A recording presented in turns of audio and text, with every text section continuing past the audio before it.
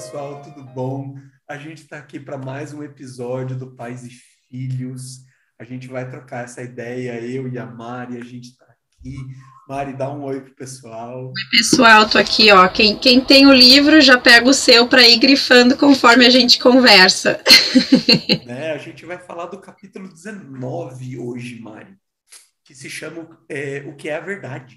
Me Uhum. explica uma coisa, por que que a gente vai falar desse capítulo? Você não sabe o que é a verdade ainda? Sabe o que é a verdade? Jesus já falou, ele é o caminho, a verdade e a vida. O que mais que tem para falar, Mari? Ó, Explica por que que você quer falar desse capítulo com a gente. ok, eu até estava pensando, se eu pudesse dizer o porquê em 3 palavras, seria hábitos e ideias vivas. Ai, ai, mas vamos lá então, vamos ver o que a Charlotte Mason quer dizer, né, com esse capítulo. Quem está lendo o livro Pais e Filhos, quem já terminou a leitura, quem vai começar, vai ver que ela segue uma linha contínua, um capítulo vai construindo no outro, né? E ela fala muito sobre a educação através da atmosfera do lar, da disciplina dos hábitos, da apresentação de ideias vivas, né? E como que a gente pode trabalhar tudo isso em benefício aos nossos filhos, né? Para ajudar eles a guiar eles a fazerem a escolha certa, sabendo que eles vão fazer escolhas erradas, mas pelo menos aprendendo a discernir, né? Então, ela já começa esse capítulo dizendo que a discriminação moral exigida pelos pais. Então, a gente tem o nosso chamado, né, de apresentarmos aos nossos filhos a verdade, mas nesse capítulo o que ela vai falar é sobre a mentira. Tu esperava isso, Eric? Que ela ia falar sobre a mentira? Mas por que que ela está falando tanto da mentira num capítulo que é sobre a verdade? Não entendi, me explica. Vamos lá, então. Ela vai começar, vamos começar do início, né? Vamos ver qual é essa visão geral, né, desse capítulo. Ela começa o capítulo trazendo um pouco da experiência dela, que vive, né, né, aquela britânica. Ela fala um pouco da formação da nação, dos grandes heróis que defendiam a sua pátria, que quando eles tinham algo, né, para lutar, que parece que a verdade saía com mais facilidade, digamos assim. Aí ela critica, dizendo, né, que agora vivemos em tempos de paz, não somos mais chamados a defender a verdade de nossa palavra com a força de nossas mãos. Ela faz meio que uma comparação, assim, né, de como que a nação foi formada e como que a verdade era exaltada, como que as pessoas tinham essa lealdade à sua pátria, né, e agora que a nação, ela viveu no fim de 1800, início de 1900, antes da Primeira Guerra Mundial, uma certa estabilidade, uma certa tranquilidade, então que a gente meio que acaba, né, não tendo que lutar, como ela fala, para defender essa verdade. Mas ela vai trazer um ponto muito importante, ela está falando que, vou ler um pouquinho aqui da citação dela, e quem está com o livro pode nos acompanhar na página 272, ela fala, na medida em que contamos a verdade, não estamos falando da verdade pura de coração e retidão da vida, mas estamos crescendo, e a verdade que existe entre nós é talvez uma qualidade mais elevada do que a veracidade mais geral dos dias passados. Ela vê o papel dos pais e educadores como essa de nós, de fato, né, tratarmos da verdade, ensinarmos os nossos filhos a verdade e cultivarmos o hábito da veracidade, porque isso vai ter consequência direta no caráter deles. Então, todo esse trabalho que a gente está construindo, que a gente vem construindo com formação de hábitos, né? Então, uma coisa que eu acho muito legal nesse capítulo é que ela vai falar da mentira, como eu mencionei ali. Ela vai falar de alguns tipos de mentira que ela leu, na época dela, um artigo de um professor americano que definiu 6 mentiras, 6 tipos de mentira. E ela traz isso para nós porque ela diz que a mentira não é algo sintomático, né? Ela é a causa de alguma coisa que está acontecendo. Então, o nosso papel é descobrir o que está causando essa mentira. Então, é um capítulo muito prático, né, de uma certa forma.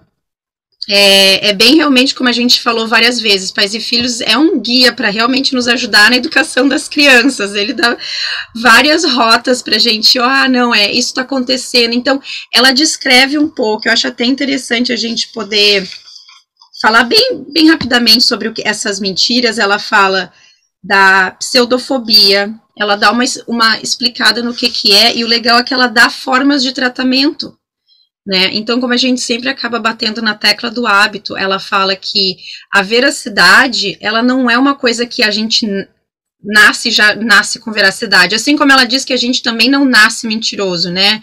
Ela até faz naquela época dela, que eles estavam falando muito de hereditariedade e coisas desse tipo, que nós já discutimos em podcasts anteriores, né? Se a criança nasce filha de alguém que é mentiroso, ela vai ser mentirosa. Mas ela fala dessa questão, né? Do ambiente em que a criança está inserido, como isso vai influenciar ela ou não a seguir a veracidade ou a seguir o caminho, né, de contar mentiras. Então, ela fala da pseudofobia, desculpa. Ela fala da mentira heróica, que eu acho super interessante, né? E às vezes a gente vê criança pequena querendo defender o irmão mais novo ou mais velho, o amiguinho da escola, o companheirinho, né? E ela fala uma mentira, mas com aquele desejo de querer ajudar a pessoa. E a gente precisa tratar disso. Por mais heróica que seja, por mais nobre que seja a causa, mentira é mentira. E ela fala também aquela da verdade para os amigos, mentira para os inimigos, mentiras inspiradas pelo egoísmo. Essa é outra muito interessante também, Eric, que a gente vê muito nas crianças, que é os enganos da imaginação e brincadeira devido à imaginação não alimentada. Como assim, Mari? Ou seja, a criança que acaba tornando a sua imaginação em algo real. Então, se ela vai dizer uma coisa para ti que é da imaginação dela, mas ela vai te dizer aquilo como se fosse uma verdade. E a Schott fala que o tratamento disso seria dar boas ideias para a criança, cultivar a imaginação dela, ler livros, leva ela para passear na natureza, deixa ela ter tempo de observar coisas, apresenta ela a uma gama de assuntos diferentes. E a criança vai tendo essa imaginação cultivada, vai poder, e ajuda ela também nessa jornada a discernir, dizer, não, isso pertence, né, à tua imaginação. Uma coisa que eu lembro de ter lido um artigo de uma mãe americana, falando, né, que às vezes o próprio exagero que a criancinha faz, ou que a gente faz, nossa, tá, sei lá, 1000 graus na rua de tão quente. A gente, o fato de nós dizermos isso, a gente tá dizendo para a criança que isso é possível, se a criança não sabe, se ela não tem ainda, né, esse conhecimento. Então, a gente também tem que ter cuidado de como que a gente está tratando isso, né? Se a gente fica falando através de exageros, a criança vai achar que esses exageros são verdades, né? Então, é super interessante o que ela fala aqui sobre os enganos da imaginação.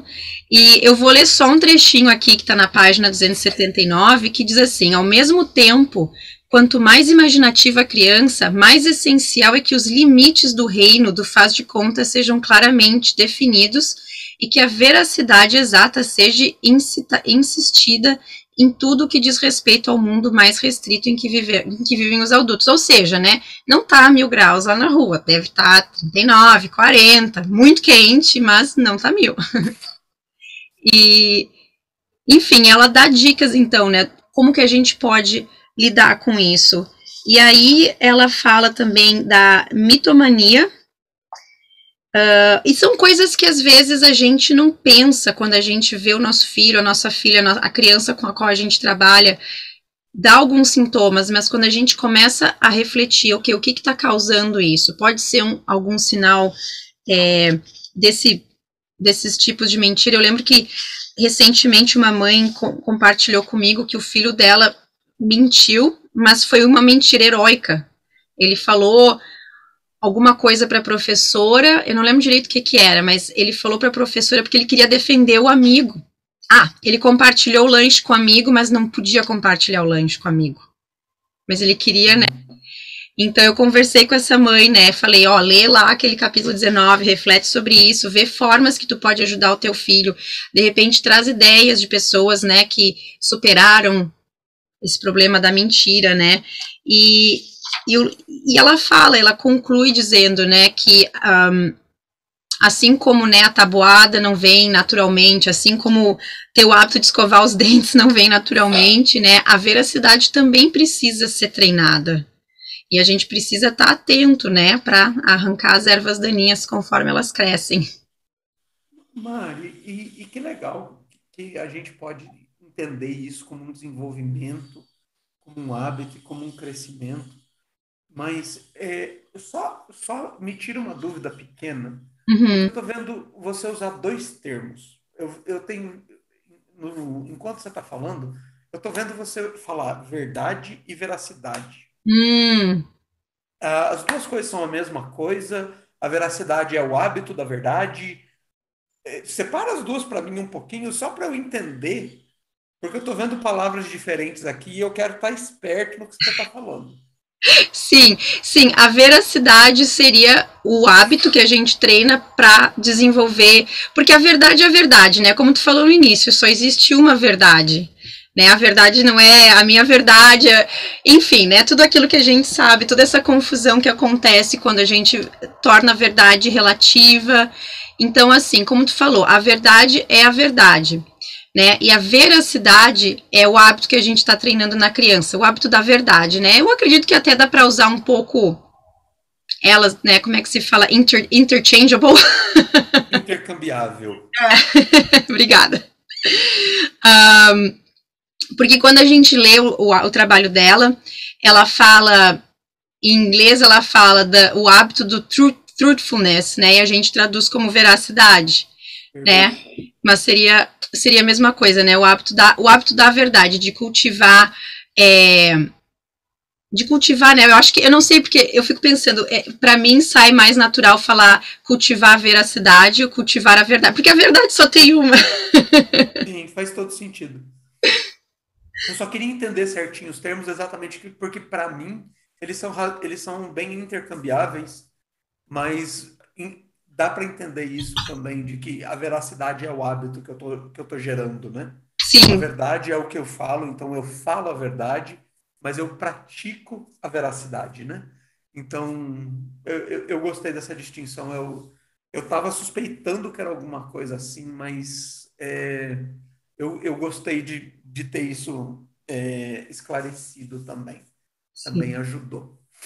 E uma coisa que chama a atenção, né, a Charlotte vivia num tempo diferente, e numa sociedade muito diferente, né? Então, ela faz essa evocação a um passado heróico britânico em uma sociedade em que a verdade, pelo menos ela dá a entender que a verdade era praticamente idolatrada, né? Você vê diversas vezes em textos e em comentários essa coisa do britânico lutando pela verdade até as últimas consequências. Você vê isso como uma característica britânica. Infelizmente, pelo menos no consciente popular, o brasileiro trabalha de uma forma diferente, né? A, a gente tem a mania de exaltar a capacidade do brasileiro de ser flexível, inclusive com a verdade, né? Inclusive de nos momentos chave, flexibilizar a verdade para fazer com que a coisa aconteça. A gente chama isso famosamente de jeitinho, né? A gente chama isso de jogo de cintura. Então tem uma diferença grande, tem uma discrepância grande entre esse passado histórico britânico e o passado histórico brasileiro. Mas eu acho importante a gente, quando pensa em verdade, eu gosto muito de pensar, e a gente conversou sobre isso em alguns episódios da Teologia por Trás do Método, eu gosto muito de pensar no fato de nós sermos imagens de Deus, né? Então, quando Deus fala, a gente vê Deus usando grandes imagens, né? A gente vê Deus falando de coisas grandes, a gente vê Deus falando que ele chama cada uma das estrelas pelo nome, a gente vê Deus falando é, que ele estabeleceu os limites dos oceanos, a gente vê ele falando que as ondas rugem, mas elas vão até ali, e ali elas param. A gente vê Deus falando de coisas grandiosas, né? O quão grande é o número dos meus pensamentos sobre você, é maior do que o número de grãos de areia em uma praia. A gente vê essas coisas grandiosas sendo colocadas na boca de Deus pela intermediação profética. E quando eu olho para isso, eu vejo que existem linhas de interpretação em que você vai olhar para isso e você vai dizer: olha, aqui existe uma licença poética para você explicar a grandeza da situação, né? Existem pessoas que traduzem isso, interpretam isso de maneira super literal, né? Existem pregadores que vão dizer: olha, num tantinho assim de praia você tem não sei quantos milhões de grãos, então numa praia assim você tem não sei quantos milhões, quintilhões de grãos, então o número de pensamentos sobre você é mais ou menos não sei quantos sextilhões de não sei o que, blá blá blá blá blá blá. Quem gosta de matemática é um desafio, né? Né? Eu honestamente não acho. A lógica é você ter a contabilidade, né, Sim, da sim. coisa. E eu não acho que é disso que o texto está falando, assim como quando você mencionou ali, tá uns 1000 graus lá fora. Eu não acho que isso seja o foco do combate à mentira necessariamente. Uhum. Mas a gente precisa lembrar que, como filhos de Deus, como pessoas feitas por Deus com o sopro divino, uma das nossas principais razões de existir é que toda a criação, inclusive os outros seres humanos, possam encontrar características de Deus em nós. E muitas vezes a maneira como nós nos portamos, elas vão ser caracterizadas como características do povo de Deus, independente de se essa é a nossa área de maior força ou a nossa área de maior fraqueza, né? Então, é muito comum que se escute: olha, esse cara fala tanto de Deus, mais faz isso, mais faz aquilo, mais isso aqui, né? São argumentos que a gente escuta muito em diversas coisas e muitas vezes até independente de qual religião especificamente você segue. Então, essas posições, elas são importantíssimas, porque se você é uma pessoa que habitualmente mente, seja por qualquer um dos momentos que a Charlotte elenca, seja porque você está defendendo alguém, seja porque você está com medo, porque você quer manipular alguma coisa, de uma forma ou de outra, você está desempenhando um papel no qual você, de uma maneira direta, está representando diante da criação que Deus faria essa mesma coisa.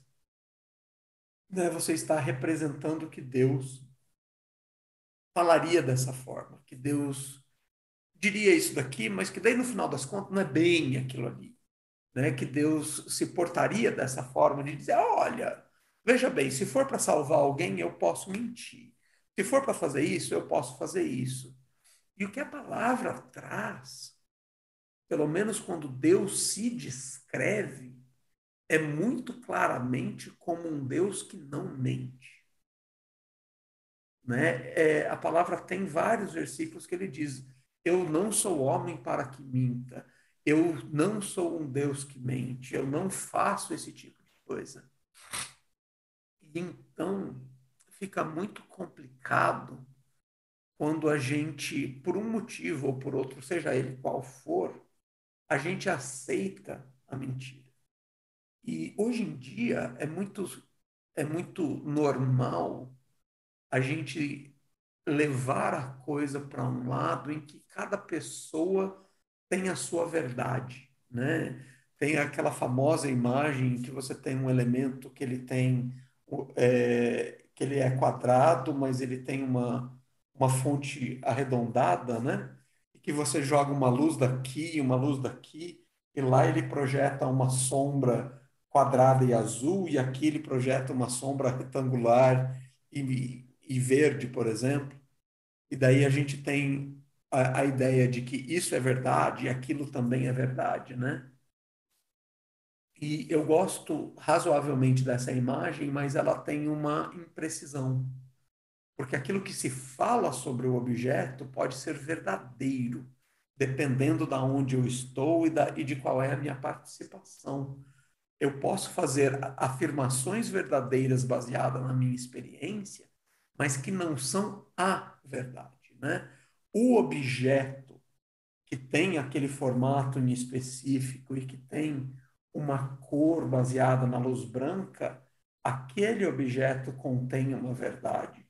Eu posso manipular a verdade baseado no ponto de vista e na luz que eu jogo sobre ele, no ângulo de luz que eu jogo sobre ele.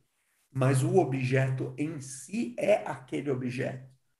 E isso é uma coisa que eu percebo que a nossa geração já não percebe como algo tão óbvio, né? Enquanto a gente vai ver todo o discurso de Platão sendo um discurso em que as pessoas viam sombras e inferiam coisas sobre as sombras, mas que o ideal era você sair das sombras e buscar a substância, mesmo que essa busca da substância fizesse com que você fosse rejeitado pelos demais homens que se apaixonavam pelas sombras, a gente acaba vivendo um tempo em que quase isso acontece de novo.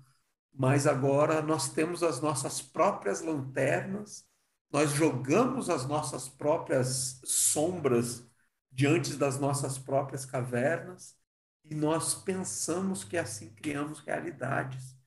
E essa é uma visão um tanto quanto complicada e pavorosa dos nossos tempos, que é filosoficamente permitida e aceita, né? Então, o como, o como você vai explicar isso para uma criança, às vezes é complicado, porque a gente vive em um tempo em que nós, como sociedade, odiamos o absoluto, né? Enquanto a ciência busca respostas e ela busca cada vez mais as melhores respostas para as coisas e ela traz nas respostas dela. Ela não pretende ser absoluta, mas ela traz o que ela diz que são as respostas mais confiáveis, as respostas melhores elaboradas, as respostas que solucionam a maior parte de problemas.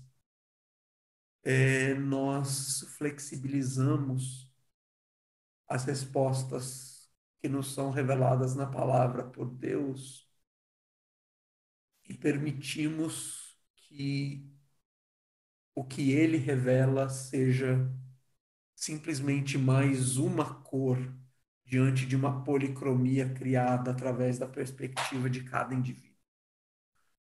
E às vezes isso pode ser uma opção muito mais pacífica, mas um tanto mais complicada. E me diz uma coisa, Mari, quando você que é mãe, que tem dois filhos, como é que você percebe eles interagindo com o nosso tempo de hoje, em que existe essa multivisão da Uhum. realidade, E quando você traz isso para ele, de dizer, olha, aqui, mesmo que seja uma mentira heróica, é uma mentira. Mesmo que seja algo que você esteja gerando com medo de pecar, né? Que é o caso da pseudo-mentira, da pseudofobia que ela chama, né? Que é quando você, por medo de ter feito algo errado, você admite que talvez tenha feito algo errado para que, né? Para que não seja tão errado assim. Como é que você tempera isso para que algumas permissões de linguagem ainda existam, mas que não se caracterize isso como mentira? Porque a palavra também traz de maneira muito clara que os mentirosos não herdarão o reino, e isso é algo que precisa trazer muito temor para o nosso coração.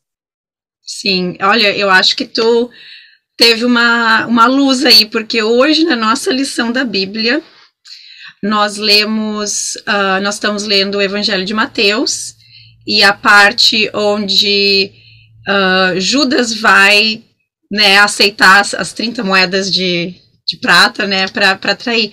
E a gente leu essa passagem, assim, é uma passagem que os meninos já conhecem, já estão acostumados, já foram expostos várias e várias e várias vezes. Durante a Semana Santa a gente lê, relê.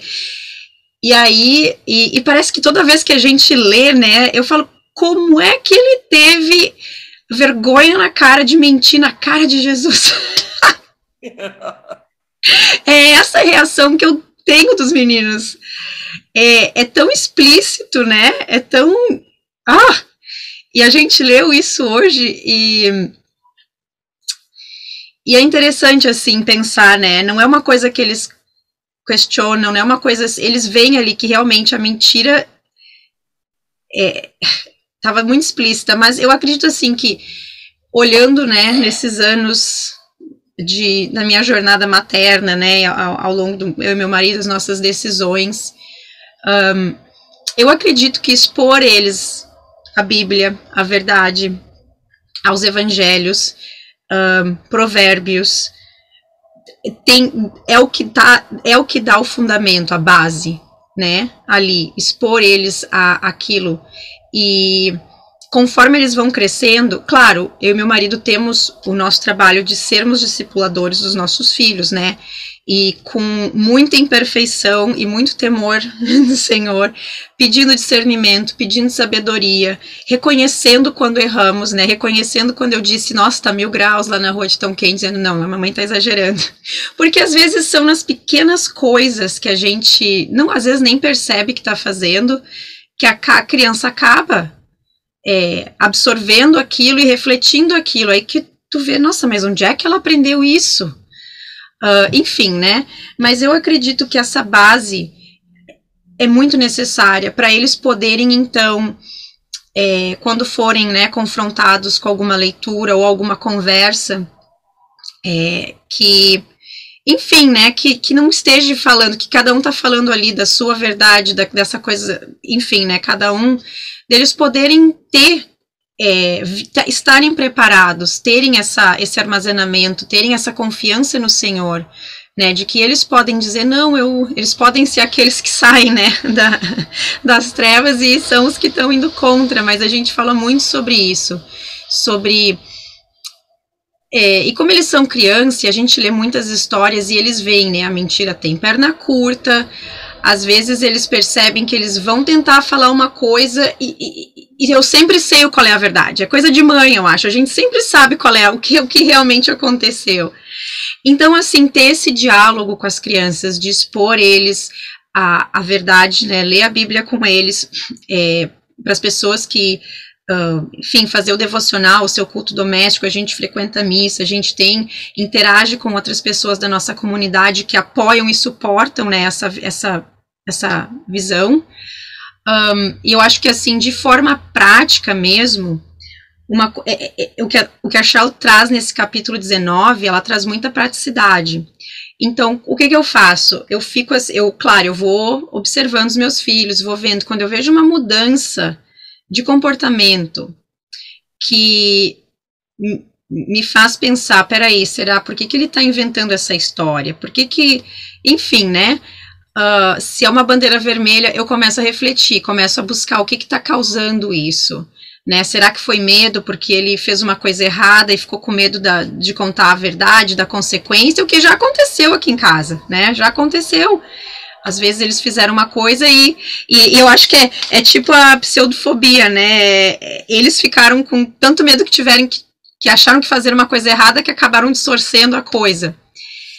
E tá atento, tá alerta, né? Receber em amor, lembrar que eles, assim como nós também, são pecadores, mas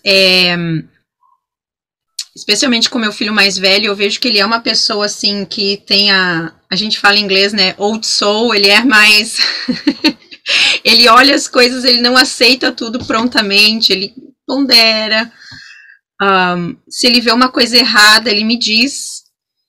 Esses dias ele me falou, mãe, eu não tô mais gostando de ler a história britânica, a gente estuda a história britânica, né, no nosso homeschool.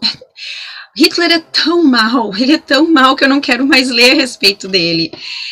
Então, são com essas pequenas coisas do dia a dia que eu vou tendo oportunidade de conviver com eles e vivenciar, que eu vou percebendo, né, aonde que eu preciso focar agora, e sempre pedindo discernimento ao Senhor, e sempre conversando também, né, essa pessoa tomou essa atitude, por que ela fez isso? Vamos olhar as circunstâncias dela, vamos olhar onde ela, o que ela foi, por que ela fez isso, né? E a gente começa a entender um pouco mais do ser humano e de tudo aquilo que nos move, dos nossos desejos, nossos apetites, né? Aquilo que nos governa, que a gente já falou, né? Que nem sempre a razão vai nos levar para o caminho da verdade. Às vezes a gente aceita certas coisas e a nossa razão vai nos dizer, não, vai firme, é isso mesmo. Mas eu acredito muito que alimentar eles com a palavra viva, guiar eles, pastorear eles e ter um diálogo aberto, né? Lembrar eles que a gente sempre está aqui e se eles falarem alguma coisa que